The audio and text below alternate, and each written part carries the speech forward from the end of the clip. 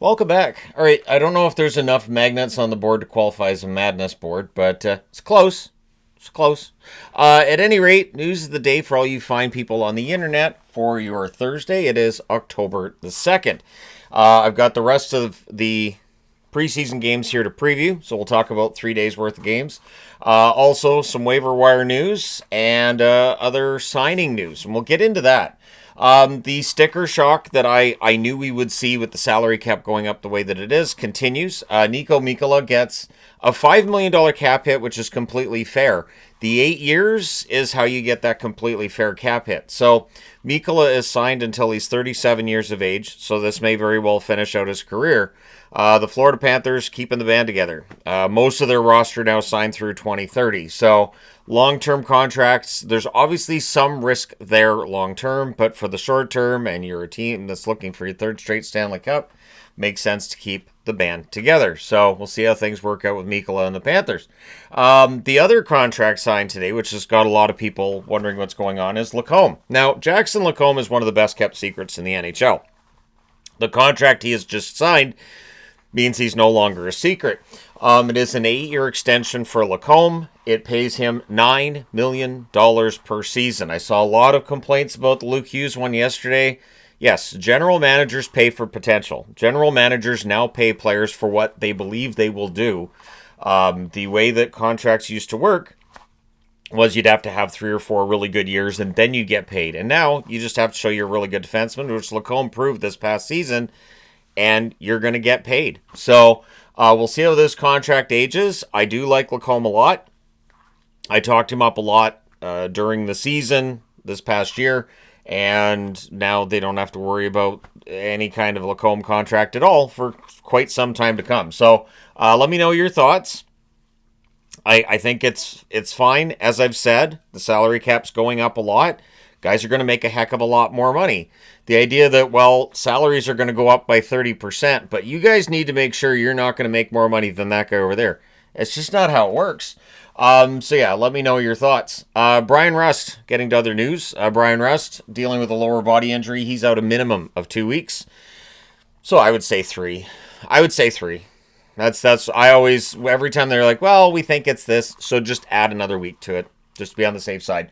The Penguins also busy with the waiver wire. Sebastian Aho, not that Sebastian Aho, the other Sebastian Aho. Danton Heinen on waivers. Mildly surprised to see Heinen on waivers. I don't know if he clears, to be honest.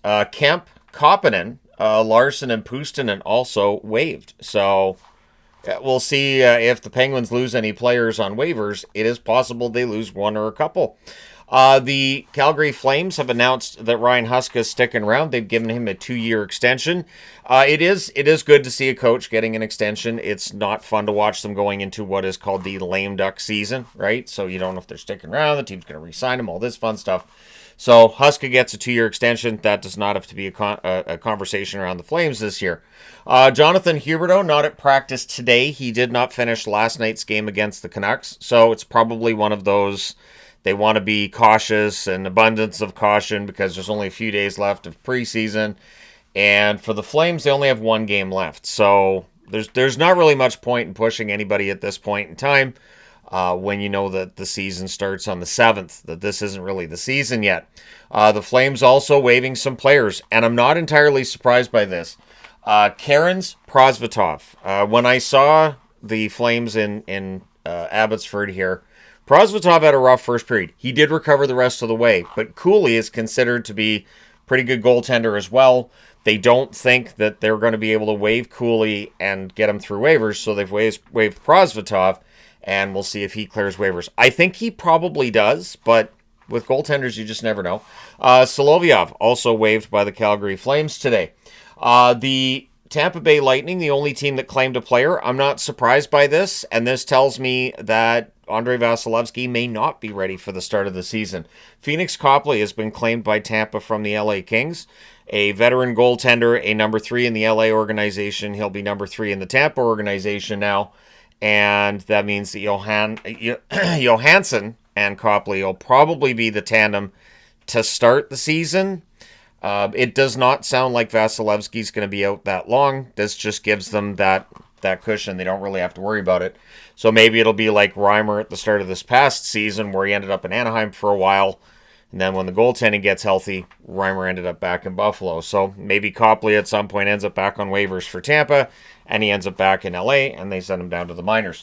The Vancouver Canucks have waived Kravtsov. So going back to the game I watched last week, I did say to Yvonne during that game, I'm like, yeah, they need more from him than like just Kravtsov has good speed and he's got some good instincts, but the finishing that's what the Canucks brought him back for, and it just hasn't worked. Plus, I think he's been outshone by all of the Abbotsford players. That one Abbotsford line, as it's been dubbed, has been really good.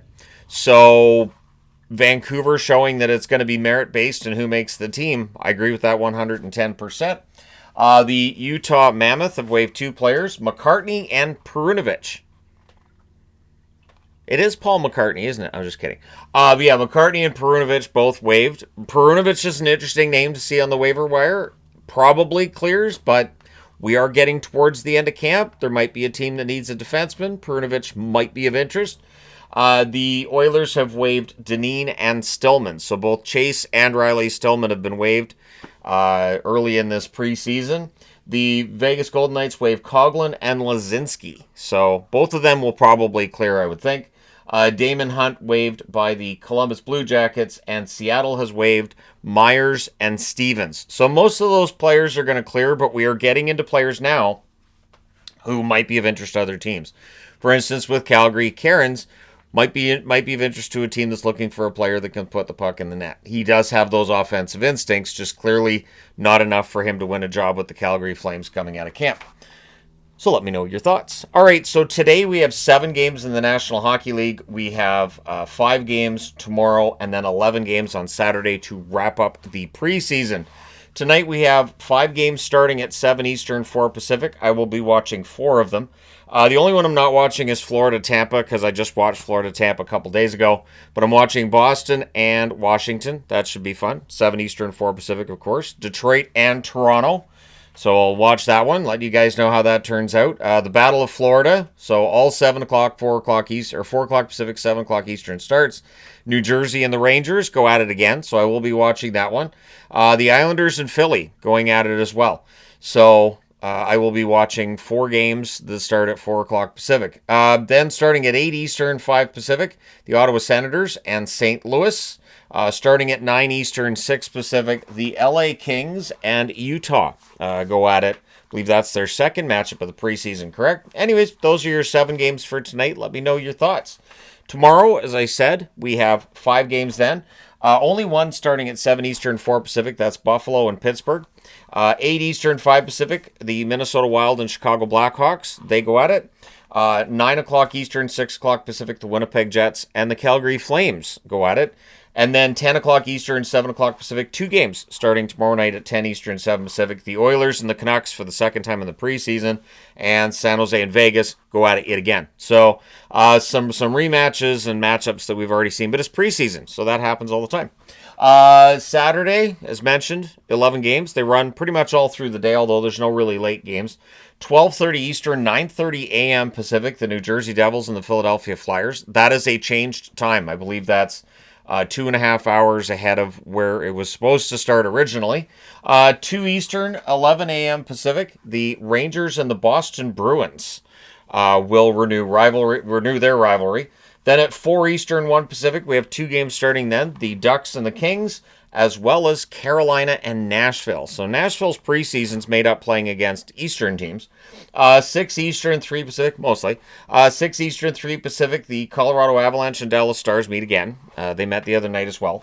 7 Eastern, 4 Pacific, we have 5 games starting at that time.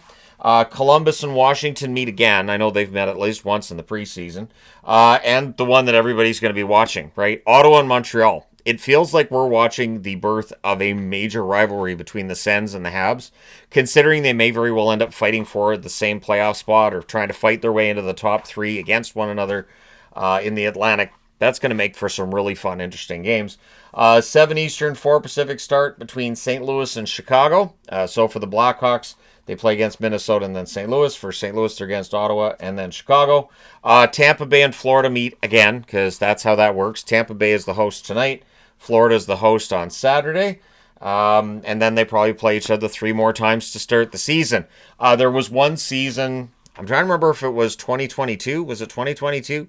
Where these teams played each other a bunch in the preseason and then they played each other a couple more times in the regular season. They really get tired of each other. They really do. 7 Eastern, 4 Pacific start. Toronto and Detroit play again. So Toronto's the host tonight. Detroit is the host on Saturday. And then at 8 Eastern, 5 Pacific on Saturday night, San Jose and Utah. I feel like I should definitely watch that one just because it's the last game of the preseason, and we could talk about the Sharks in Utah and all that fun stuff. But these are the last of the games that do not matter to the standings. They matter to the players that are in them. There are guys still trying to win the final jobs, and there will definitely be some players who change teams because of waivers. It's going to be interesting to see how everything shakes down. And then I believe that rosters are due on Monday. So the last of the waiver moves and whatever they're going to do to set their rosters would be on Sunday. And then the rosters are set on Monday with the regular season starting on Tuesday. So let me know your thoughts in the comment section below. As always, hit like and subscribe in the event you may not have done so already.